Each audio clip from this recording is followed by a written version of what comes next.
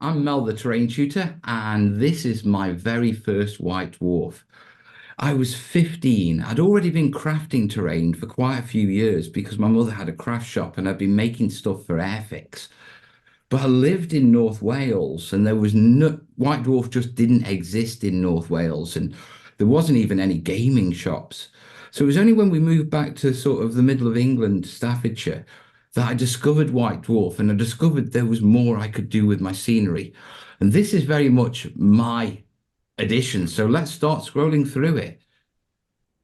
Yeah, now it's a long time ago, but this were the days when White Dwarf used to, what you call it, release so much information, so much hobby news. Yeah. And, White Dwarf used to be mini codexes in some ways. You got entire games in them, you know. It was during these early issues that you had the first, what you call it, sort of Necromunda rules, and that was released completely in White Dwarf. So let's go for a Clash of Evil. Here you go, by Peter Morrison. Yeah, an actual battle. This was amazing for me to actually read as a child. I had no idea of the actual rules or what the points meant, yeah, or what was different because I just picked up the magazine. I'd never actually seen the rule book or never actually played a war game. Yeah, so to come into something like this and see all these extra things that I knew nothing about, I just knew that I wanted in. And then you flip over and it's like that. I was a young 15-year-old boy from North Wales. Yeah, and you got all these cool, crazy things. Then the battle list, the tactics. Yeah. And this is where my love of tactics comes from, and the interest of because I learnt the tactics because before I even learnt the game. And then the battle. And this is where the love of terrain started because I'd been making dioramas and stuff like that for years. Yeah, to sort of like play with my Airfix tanks and my Green Army men. But in this moment, I looked at this and it's like I saw houses, I saw woods, I saw things that I can build. So I was looking at this like there's a whole game that's all fantasy, which I was big into. Yeah. But I suddenly realized that actually I can do this, I can build this stuff. And then you see stuff like this back in the days of Marauder. Yeah. Entire armies.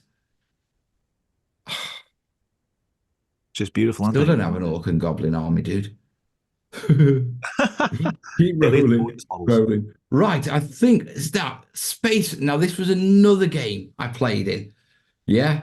And this is probably where my love of Imperial Guard came from. Could look at the tanks. Look at the Gorgons and the Manticores, and I had all these. Yeah. And, you get rules released in White Dwarf, and then we didn't have a Games Workshop. Games Workshop only came to Stoke when I was about 16 or 17. Up until then, we just had like a corner in and a sort of an alternative weirdo shop to get our miniatures. And so it was wonderful sort of being able to explore, you know what I mean, all these sort of different game systems and to go from fantasy battles to see that they were like tank battles, huge tank battles. Now, the interesting thing is, as I looked at this, I had no idea of scale. I mean, I never really got into the 40k side, but it was mad. Now, I had all of the Imperial Guard stuff you see there in masses, including the Capital Imperialis, that big beastie, but the metal was warped. So my back door didn't shut properly.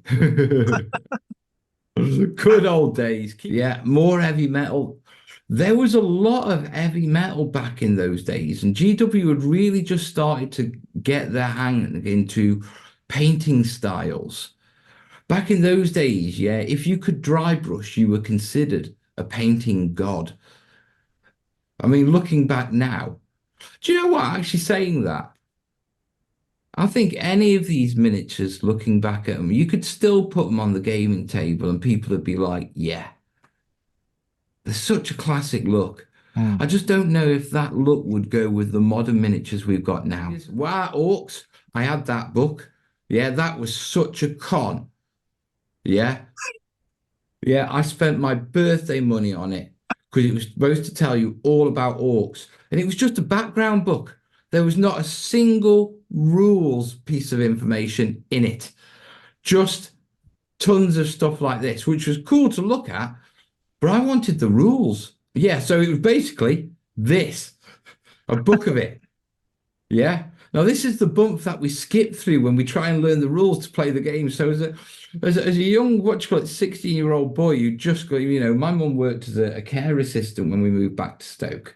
So she was very low income. We lived in a council flat. So at birthdays and stuff like that, I didn't get much. So, my big present was this book from Games Workshop, the new Games Workshop that had opened in town. And I picked this, and there were no rules in it.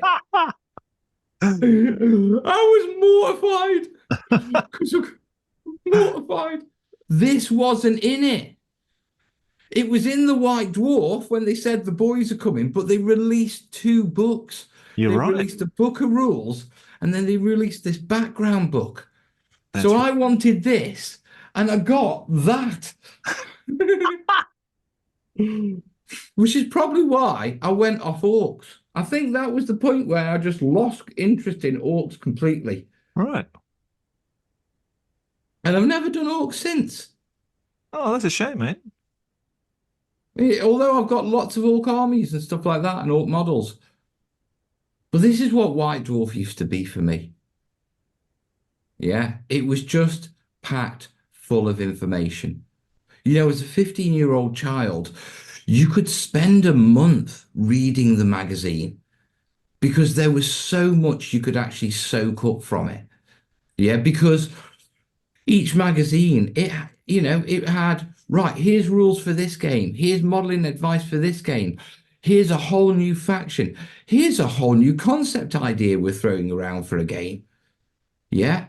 And so there was just so much to absorb from it. It really was an outstanding magazine of its time. Yeah. And I sort of came into White Dwarf just as it became sort of, shall we say, GW-ized, i.e., Games Workshop was just turning the point, literally that year, of stopping selling other people's games and focusing purely and advertising purely their own stuff. So I think issues sort of 118, still had advertisements for, various role-playing games and stuff like that. But I came into it very much when they were packing it full of GW. So there was less adverts, and even the adverts were about things that I was interested in. So it was an amazing mag. Mm. I mean, you just keep going. I mean, I remember when they released the Eldar Codex and they made a big song and dance about there being 16 pages. Yeah. And this was a couple of years ago. 16 pages of brand new background. And it was 16 pages of background information. And when I saw it, I instantly recognized it. It's out of, I think, of White Dwarf 127. And it's word for word the same 16 pages that are in the White Dwarf.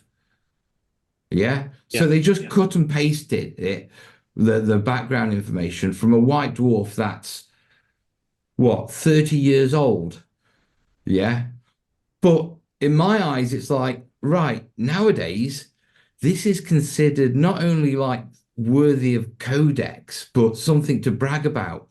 But when I came to White Dwarf, that was a background article in a monthly magazine. Yeah. So the sort of information about the hobby and that sort of stuff, they really did pack it in. Yeah. Absolutely. I mean, here, Jean Blanche. Yeah. Just loads and loads of just information. Yeah, that's 2 pages of text, A4, that's 2,000 words probably. Actually, with a couple of pictures, what you're looking at, probably about 1,500. Yeah. Throw in another page, let's say 2,000 in total. They wrote 2,000 words for 3 pages in the magazine. Think about that. Staggering, isn't it? Yeah. And then look at, and I'm not dissing what we get in White Dwarf now, but if you look at the style in the White Dwarf, what you get is you get, if you're lucky, 300 words on a page with Yeah. a lots of very big illustrative information. So White Dwarf, when I fell in love with the hobby, it was about being written by the hobbyists, just trying to dump information. I mean, they had the ability to take photos. They had the ability to take color photos. Here, Yeah. they've got photos all the way through it, Yeah. but they chose to pack it with text and information, which is fundamentally harder to provide, but far more useful. Mm. Do you know what I mean? Yeah. Yeah. And I think that's why, even with, Terrain Essentials, my book, that's why my book is packed that way. Yeah. Yeah. Because this is where I came from. Let's pack it out. Let's give them everything they can. I mean, even reading this, it's an advertisement, but it's still loads of information. Mm. I used to lose myself in the box art just alone as a kid. I've got to say, this hobby's wonderful. For getting away from things and just being able to take your mind away from real life. It's beautiful. I think Absolutely. I Yeah. need to start a classic army, I think. I might even start an orc army. It's only taken me 30 years. Yeah, there you are. I loved it. That's why I bought it. Look at that. Brilliant, isn't it? It is.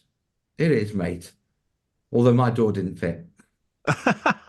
Well, mate, it's been an absolute pleasure to go through your first White Dwarf, and I hope that's brought back some wonderful memories for you. I'm And smiling here, mate. I really am. good on you, mate. And I hope you get to start your classic Orc army with all the rules now. We will have to see. In the meantime, mate, thanks for taking me on down a journey down memory lane. Hope your viewers and listeners enjoyed it. Thanks, mate. Thanks so much. And please, guys, check out the Terrain Essentials book that me and Mel went through just recently, and please go and buy a copy. Thanks again, Mel. Take care, and I'll see you again next time, mate. Look after yourself, buddy.